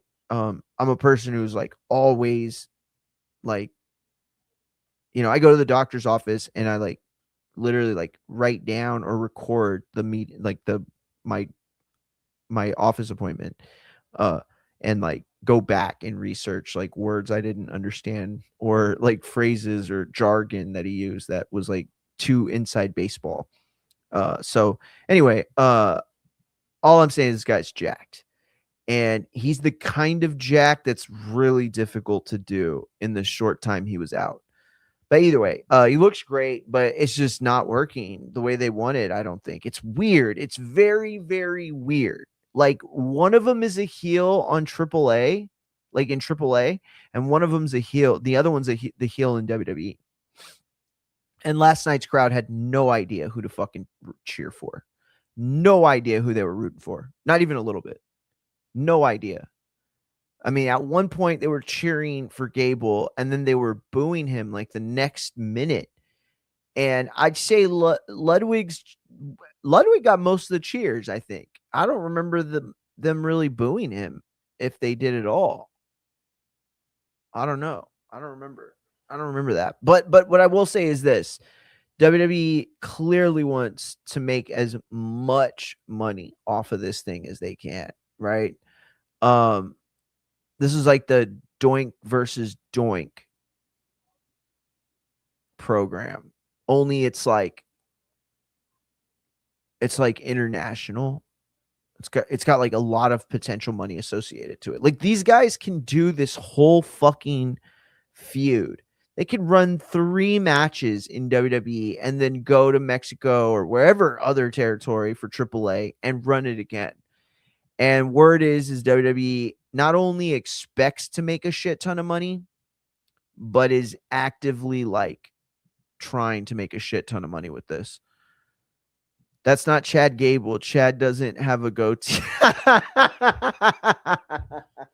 Alex said, that's not Chad Gable. Chad doesn't have a goatee. That's hilarious. Here's the thing. I mean, obviously that was a joke, but maybe it's not. Who knows? I mean, it does look like Chad Gable if Chad Gable got super jacked and grew a goatee. Both of those things are very likely. And we've also heard from people backstage that it is Chad Gable. So I don't have any reason not to believe, but that would be really awesome if like we get like a face off. Like, imagine this. Imagine we get that was a very interesting booking, Alex. Very interesting booking. Imagine this. We get the two I was gonna say Gables. We get the two El Grande Americanos, right? Faced off in the ring, like, yo, I'm about to fuck you up. And they're like both like, okay, like right before their match at Mania. This is like the Raw before, right? The go home episode of Raw. And then you hear dun dun dun dun dun, dun and Chad Gable just comes out, and everybody's like, what the fuck is going on? Who's this guy? And then it's like, no, I'm the real El Grande Americano, the guy that was like wrestling the last 20 years in Mexico. The video packages that you saw, those were all real. Those are me. And it's like, oh shit, that'd be cool, I guess, a little bit. Mexico is like Canada. They like who they like no matter who you push. Very true. Very true. Very true. You're right about that. And I think Vikingo is probably the best example of that. When you like look at his body of work and what they tried to make him, and then like how the fans turned on it, they did not want him even to remotely resemble somebody acting face. not even remotely resemble. But listen, we are gonna come back. I'm gonna finish. I'm gonna eat dinner, and we're gonna come back to Twitch and X only. So YouTube, appreciate everybody that's tapped in today. Machine Gun Matt, you had Alex in the chat as well. Shout out to him, and shout out to Low Nose Boxing, as well as 702 Man Cave. Everybody in the chat. Shout out IG Sway Bills. Oh shit, IG ended like after 15 minutes. I did not realize that. All right, well, that's okay. So, we'll run the boxing topic today later. And you know what? We'll probably do it tomorrow. We'll just do it tomorrow because we still have wrestling topics. I still have the Floyd Mayweather stuff. So, yeah, we'll definitely do that when we come back. But if you haven't gone to YouTube, Twitch, X, IG, or TikTok, you could do so now at Infighting FX. At Infighting Exchange, spelled at Infighting FX. You have to put the at sign at the very beginning. INFIGHTING FX. All one word. Yeah, all together. I mean. So yeah, go to those, click them, and turn the notifications on. We are live Monday through Thursday and on the big fights. So that means we'll be live this weekend for everything.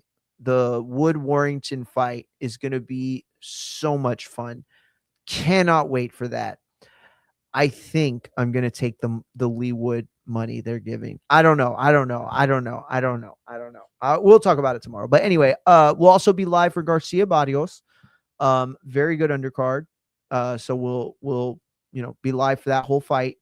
And then Sunday we'll be live for Cruz DeZern and Clarissa Shields. I want Cruz DeZern to win. I just can't see a way that she does. But we're gonna watch a couple of their fights and get to step in questioning who's gonna win that fight. Clarissa's got some significant odds on her side. So if you are feeling like she got a chance, I don't know. Maybe you put a bet. Maybe you don't. But we're going to go over a parlay tomorrow that I'm cooking up on what's that place? Brian just put me on it. I can't remember the name. Per Fightful Select, Chris Jericho is firmly under contract with AEW, and the belief among those around Jericho